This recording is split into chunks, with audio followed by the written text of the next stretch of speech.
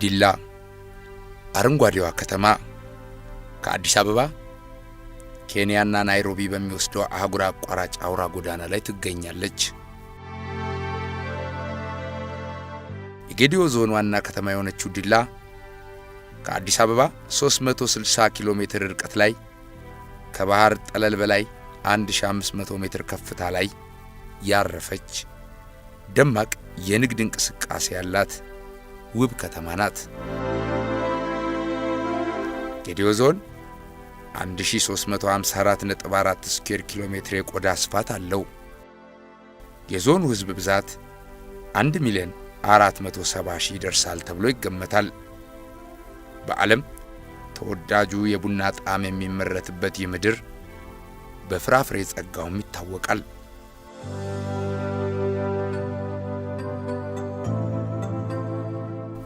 በጌዲዮ ደን ቡናና እንሰት የፈጠሩት ውበትና የጥምር ግብርና ዕውቀት ሕይወትም ውበትም ነው።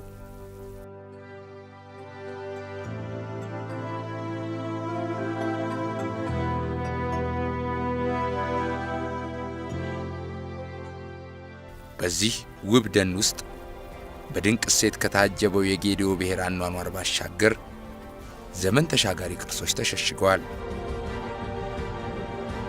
በምስራቅ አፍሪካ ይገኛል ተብሎ ከሚታሰበው 10,000 የሚደርስ ትክል ድንጋይ ውስጥ 6,000 የሚደርሰው በጌዲዮ ዞን ይገኛል ተብሎ ይገመታል።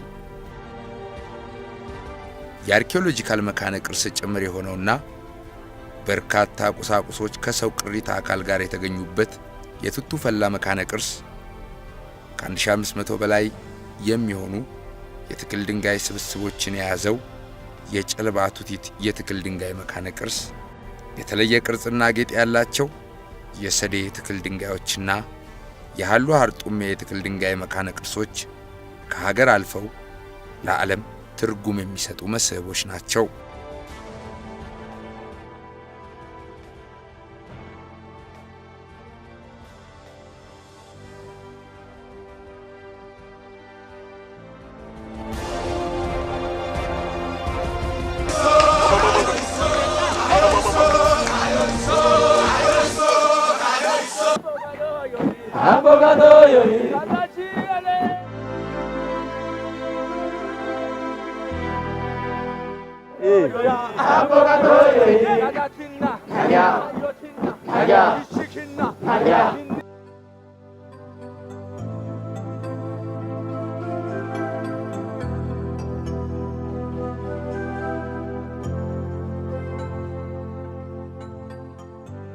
በጌዲዮ ዞን ዲላ ዙሪያ ወረዳ ሆጢቻ ቀበሌ ነው።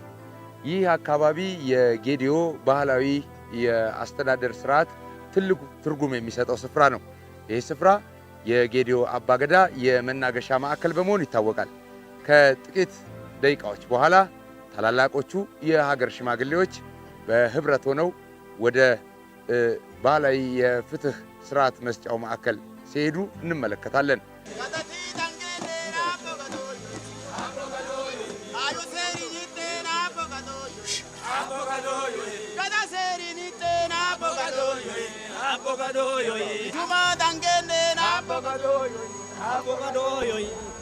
ገና በርካታ ቅርሶቹን ለዓለም አቀፍ መዝገብ የሚያበቃው ይህ ምድር ለአይነተ ብዙ የቱሪዝም ዘውጎች ይመቻል። ለቱሪስት አገልግሎት ሰጪ ተቋማት ኢንቨስትመንትም የመጪው ዘመን ተመራጭ ቀጠና እንደሚሆን የሚታየው ምስክር ነው። አረንጓዴው የጌዲዮ ጥብቅ ደን ሕይወትም ሀብትም ነው። የጌዲዮ ብሔር ተፈጥሮን ጠብቆ ከተፈጥሮ ተመሳጥሮ አካባቢውን ውብ አድርጎ የመኖር ባህላዊ ዕውቀቱ እንዲህ የታደለ አረንጓዴ ምድር ባለቤት አድርጎታል።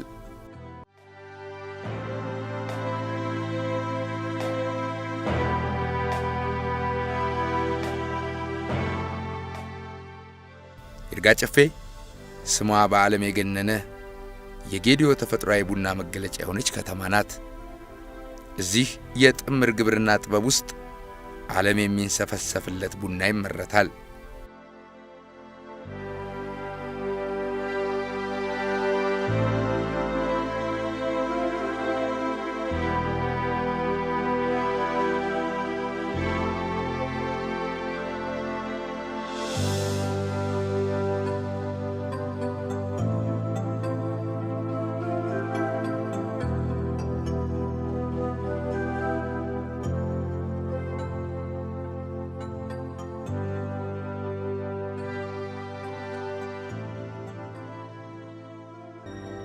ደራሮ በጌዲዮ ብሔር ትልቁ በዓል ነው። ከባሌ ባህላዊ ሥርዓቱ የሚመነጨው የደራሮ በዓል የብሔሩ ዘመን መለወጫ ሲሆን ጌዲዮ ዘር ዘርቶ ምርት ለማግኘቱ ፈጣሪውን ያመሰግንበታል። በሽታና ወረርሽኝ ይርቅ ዘንድ ፈጣሪውን ይማጸናል። ዝናቡ የፍሬ ዝናብ እንዲሆን ይጸልያል። ሰላም እንዲሰፍን ፈጣሪን ይለምናል።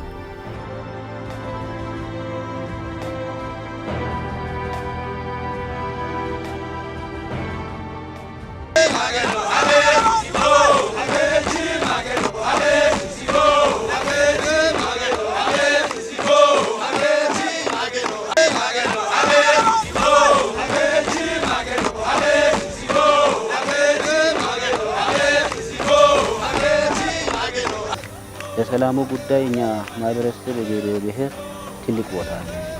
ችግሮችን በባህላዊ መንገድ ይፈታል። ለሰላም ቅድማ ይሰጣል። ነገ ሳማንታን ነው ይላል። ሰላምን እናስቀድም የሚል ማህበረሰብ ነው። ማንኛውም ጌዲዮ የትም ሲገናኝ ውሎም ወደ ቤት ሲገባ ግንኙነቱ ሁሉ መጀመሪያ ጥያቄው ሰላም ነው። ሰላምና ደራሮ የአንድ ሳንቲም ሁለቱ ገጽታዎች ናቸው።